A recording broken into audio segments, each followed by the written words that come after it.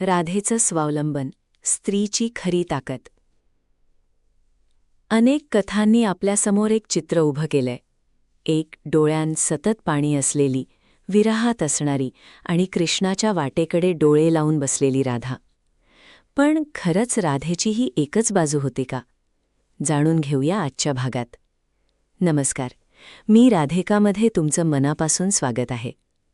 आज आपण राधेच्या अशा एका रूपाबद्दल बोलणार आहोत जे कदाचित जगाने दुर्लक्षित केलं.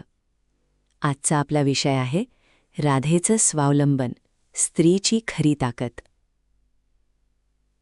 कृष्ण गोकुळ सोडून मथुरेला गेला आणि त्यानंतर राधा फक्त रडत बसली का? विचार करा, जी राधा कृष्णाची सर्वात मोठी ताकद होती ती त्याच्या जाण्याने अशी कशी कोलमडून पडेल?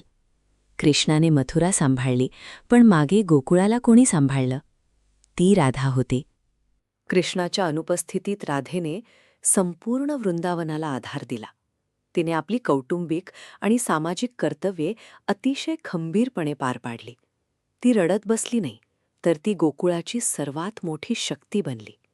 तिने जगाला दाखवून दिलं की प्रेम ही माणसाला कमकुवत करणारी गोष्ट नाही, तर ती जगण्याची सर्वात मोठी ऊर्जा आहे.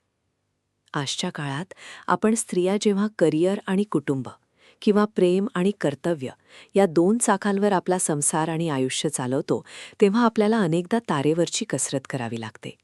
कधीकधी नात्यांमध्ये दुरावा येतो, ब्रेकअप होतं किंवा जवळची माणसं दुरावतात. अशावेळी मन तुटतं आणि आपण पार खचून जातो. पण राधेचा हा जीवनप्रवास आपल्याला शिकवतो की वैयक्तिक आयुष्यात कितीही मोठं वादळ आलं तरी आपली कर्तव्ये आणि आपलं स्वावलंबन कधीच सोडू नये. सकाळी उठून आपल्या ध्येयासाठी, आपल्या माणसांसाठी आणि सर्वात महत्त्वाचं स्वतःसाठी पुन्हा खंबीरपणे उभं राहणं, हेच खरं वुमन एम्पॉवरमेंट आहे. आणि हे राधेने हजारो वर्षांपूर्वी आपल्याला शिकवलंय. राधा ही केवळ एक प्रेयसी नव्हती, तर ती एक उत्तम नेतृत्व होती.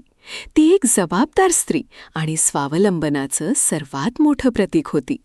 आजपासून जेव्हाही तुम्ही स्वतःला कमकुवत समजाल, तेव्हा डोळ्यांत पाणी असलेली राधा नाही, तर डोळ्यांत अभिमान आणि कर्तव्याची जाण असलेली खंबीर राधा आठवा.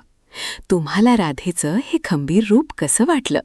आजच्या धावपळीच्या आणि स्पर्धेच्या जगात तुम्ही तुमचं करिअर आणि कुटुंब यांचा समतोल कसा साधता? मला खाली कमेंट करून नक्की सांगा. कारण तुमची कहाणी, तुमचा संघर्ष कोणा दुसऱ्यासाठी नक्कीच मोठी प्रेरणा ठरू शकतो. ऐकत रहा, मी राधिका. आणि स्वतःमधल्या त्या खंबीर राधेला कधीही विसरू नका. भेटूया पुढच्या भागात. राधे राधे.